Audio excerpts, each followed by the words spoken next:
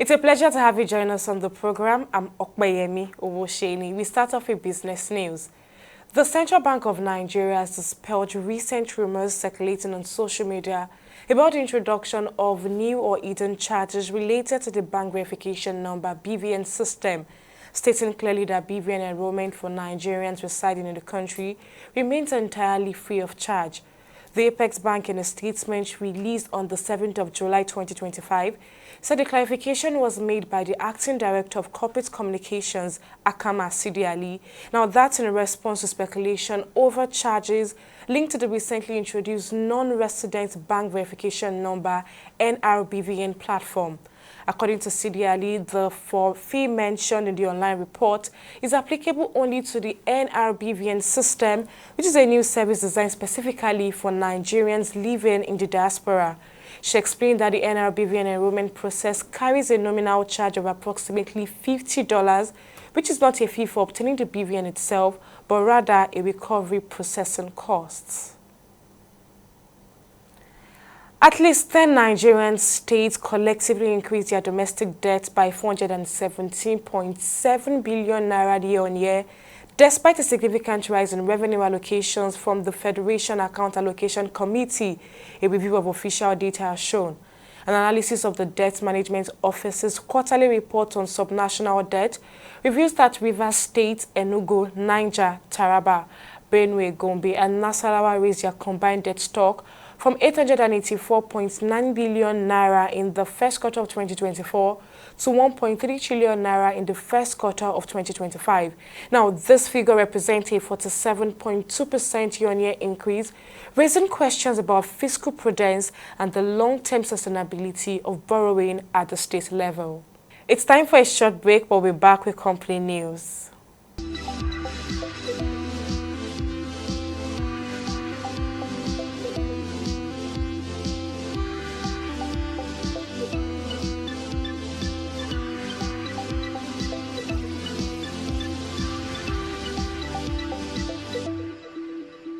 Welcome back.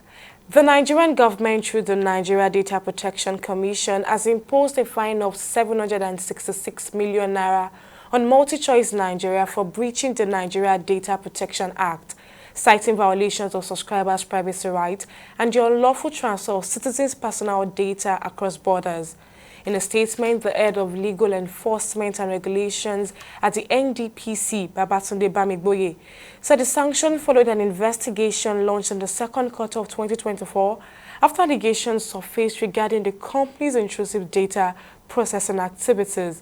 According to the NDPC, the probe uncovered multiple breaches, including the unauthorized processing of personal data belonging to both subscribers and individuals who were not MultiChoice customers.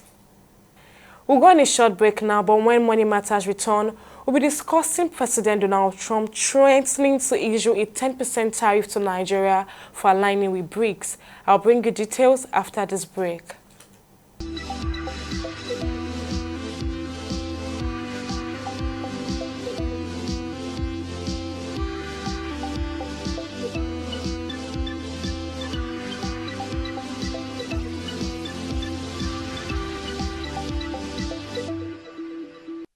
Welcome back. In a dramatic twist of events, President Donald Trump has announced that Nigeria will be among the countries facing an additional 10% tariff for aligning with what he described as anti-American policies of BRICS. He made the announcement via a post on Truth social media, adding fresh uncertainty to global trade relations. The statement coincides with the ongoing BRICS summit in Brazil. Nigeria was formally admitted as a partner country of BRICS in January 2025, becoming the 9th country to join this new category created at the 16th BRICS summit in Kazan, Russia. And in a joint statement over the weekend, BRICS leaders indirectly criticized Trump's tariff threat, warning that unjustified unilateral protectionist measures threatens to disrupt global trade and worsen inequality. Well, now joining us to unpack the implications of this development is economist Akin Ogunshola. Thank you for joining me on the program, Mr. Ogunshola. Now, Nigeria is barely 6 months into its BRICS partnership and now faces a 10% tariff imposition from the United States president. Now, I would like to know, do you think Nigeria's economy has the capacity to absorb the shock? That's if Donald Trump decides to go ahead with this 10% tariff. Yes, thank you very much. Nigeria actually has the capacity to withstand this. Nigeria is turning to BRICS, and Nigeria has some outlined benefits that we're going to derive from the BRICS nation. China is one of the strong countries in the BRICS, and China has been, enjoying and encouraging us to export our non-oil exports to China and to Brazil now that the president just, went to. So Nigeria will be diverting their non-oil exports to China, and China will be benefiting more because we have lower tariff to actually export to China. So Nigeria wants to kind of diversify the country that we're going to be exporting, especially non-oil exports to, because the oil exports, that's crude oil and gas, they are going to be exempted from the additional 10% to the US. And majorly, the US, our export to the US is majorly in the oil and gas exports. Others are cashew and some other cash crops that we export to the US. But China is willing, is a very big alternative for us to actually export those non-oil exports to. So Nigeria will not really feel it. It's just to shift our exports from the US and move it to China and Brazil. All right, now you just mentioned that Nigeria's economy has the capacity to absorb the shock. That you said it's no longer a shock, but then I want us to look at it from the various sectors that we have in Nigeria, that technology-wise, construction, healthcare, and so many other things. Do you think there is any sector in particular that will be affected by this? That's if President Trump decides to go ahead with imposing a 10% tariff on Nigeria? Yeah, the sector that we feel this tariff most is our agricultural sector and the natural mineral resources that we have. Those are the two non-oil exports that we do to the US. Just like I said, majorly our cash crops and some other mineral resources that we export to the US, apart from the oil that we also export to the US. So US is not a major country that Nigeria actually exports to. Is only that oil, just like I said, US buy Nigerian oil very well, and the oil is exempted from the additional 10%. So if the oil is exempted, we have other countries in the BRICS nation that are willing to buy from Nigeria. They are willing to buy Nigerian non-export cash crops, mineral resources, and so on. So Nigeria will not really feel it. Nigeria will only shift their exports from the US to other countries. But if Trump decides to go ahead to now also restrict, some importations from the US to Nigeria, that's where Nigeria will now feel it so much, because we buy a lot of imported products from the United States. So I don't think Nigeria will respond by also increasing the tariff of imports from the US. I don't think Nigeria will respond to that. Now, let's move away from the United States for a bit. Do you think Nigeria's alignment with BRICS would affect its long-standing partnership with other Western partners away from the United States? Yeah, I think it will affect us a little. But I'm sure that the leadership of the country, Mr. President, have consulted widely and looked at the pros and the cons. What do we stand to benefit? Because China, who is a strong member of the BRICS country, has actually dominated Nigeria's borrowings, Nigeria's exports, and also importations from China. So China, in fact, at a point in time, Nigeria had to change some of our foreign reserve from USD to Chinese yuan. That's so much impact and so much romance that Nigerian economy is having with the Chinese economy. So Nigeria is looking at boosting our economy with the Chinese government. The Chinese have come in to build railways for us. The Chinese have come in to build airports for us. The Chinese have come in to build roads for us. A lot of things that are benefiting from China. So Nigeria is actually tilting to align with China, build strong economic partnership with China than the United States. And that's why we see Nigeria aligning more with BRICS. And then secondly, now we are now also signing strong economic partnership with Brazil, which is another strong member of the BRICS, which we have similar challenges, similar economic challenges. And then we've also seen how we can collaborate with Brazil to boost our own economy and also to support their own economy as well. So Nigeria is interested in the countries that is ready to do business with us. The United States and the developed countries, the Europe,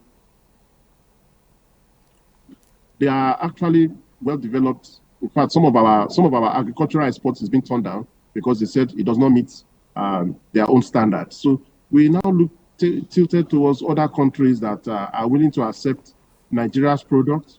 They are willing to strengthen ties with Nigeria and also to support Nigeria in terms of importation as well. So Donald Trump's 10% increase in tariff will not really affect us. It will not really affect Nigeria, just like I've said, but Chinese will, we just step in and they will take more of our exports. In fact, China is ready to take all Nigeria's exports, both the oil exports and the non-oil exports.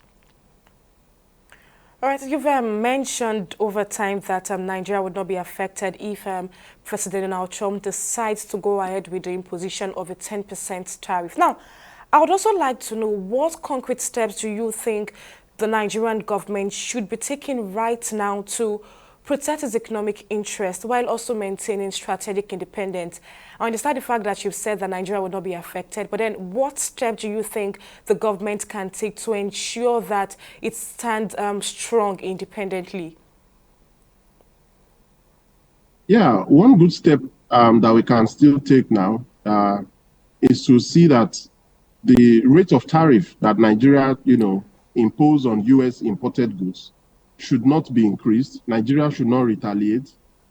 Despite that Trump is giving us extra 10%, Nigerian government should not retaliate. We are ready to still continue to import non-oil. In fact, we don't import oil anyway. Those non-oil imports, like the vehicles that we import from the US, like the machineries we import from the US, the aeroplane parts we import from the US, we are not going to retaliate by increasing our own tariff on the US product.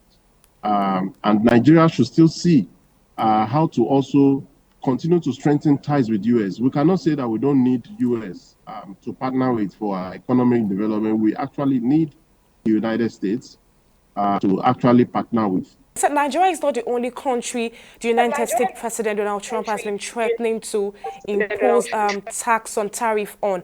Now, do you think this could be the start of a new Cold War-style economic divide? And if that's the case, what position do you think Nigeria should take in such a polarized global trade? Yeah, Nigeria needs to be neutral.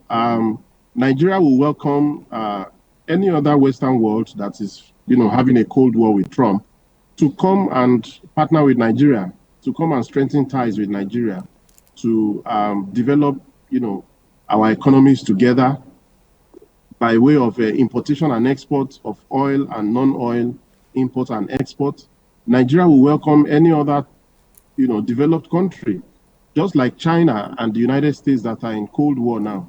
And China is willing to have a very good handshake with Nigeria. Nigeria will welcome them, as many as they want to come to do business with Nigeria. Nigeria is open for foreign direct investments from developed countries. So we will not take side in the Cold War that is going on in the developed country, especially from Donald Trump.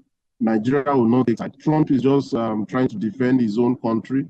Nigeria will also defend her own country by ensuring that we don't just accept any kind of substandard imports or, that will make Nigeria to be a dumping ground. No, we will not accept that. We will still set standards And these countries that are coming to partner with us in business, in economy, will ensure that they meet up with the right standard so that we'll protect our own population. Nigeria has a very high number of population, over 220 million people. So that already is a market that the whole world is willing to come and do business with, to have strong ties with. We are the most populous Black nation in Africa. So that is already an advantage to us, to the whole world. So the whole world wants to come and do business with Nigeria. So we will not take side. We'll make sure that we are open to any foreign investor that is coming in from any of the developed countries. Nigeria is open to do business with them. Even the US, Nigeria is open to continue to do business with the United States. Do you think that BRICS partnership would lead to long-term growth for Nigeria? I know that's away from the tariff now. I know you said we can diversify our trade and investment to China, Russia, and even Brazil. But then, do you think it will translate to growth for us over time, or is it more symbolic than practical for the country? Yeah, over time, it will translate to growth for us. Donald Trump is just one administration that has just 4 years to spend. By the time government change or some other, government comes, even with Donald Trump, we can still do business. Donald Trump still wants oil from Nigeria. He still wants gas from Nigeria. He still wants our uranium and other natural resources. So our ties with the United States is not going to be shut down. It's not going to be closed. We'll still do business with them, and we'll still have strong ties with them. Just like I said, we will not retaliate.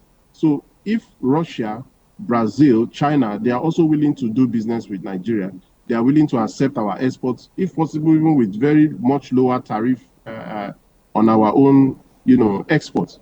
Why not? Nigeria will go ahead and do business with them. The economy is open. We want foreign investors to come in. We want to increase our foreign direct investment. So it will not really be a problem. It will not really be a problem. All right, briefly, just before I let you go, do you believe BRICS will successfully create a multipolar world order, or will Western influence remain dominant? Yeah, BRICS is trying to penetrate the Western world. And I think the United States, they are still very much strong. If the BRICS, they are planning to, have a Cold War with the United States, I think it will not be favorable. We all need each other. The US need the BRICS nation. The BRICS nation also still need the US. So the US is a major producer of weapons, arms, and ammunitions,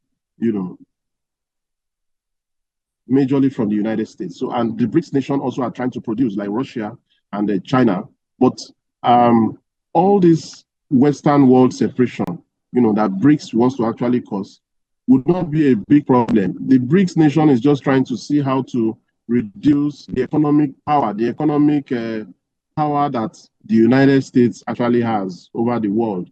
But in doing that as well, they also need the United States. The United States are known for peace building. Look at the way Trump is looking for how to broker peace between Iran and Israel. He's also brokering peace deals between Gaza and Israel. So we still need the United States, in the course of this Western Cold War and all that, BRICS trying to separate themselves. They don't want to use the United States dollars as a base currency for trade and transactions and all that. Yes, it's a welcome development, but Nigeria needs to be neutral in all this. If we are doing BRICS, we are strictly doing business with them on economy, on security and all that, because we cannot throw the United States away. We cannot really say we want to do without them. We can't do without the United States. We still need them. So Nigeria should just take a neutral position in all this. Well, economist Akin Goshola, many thanks for lending your thoughts on the program. And that's it on this episode of the program. Many thanks for joining us. I'm Okpayemi Owoseni. See you next time.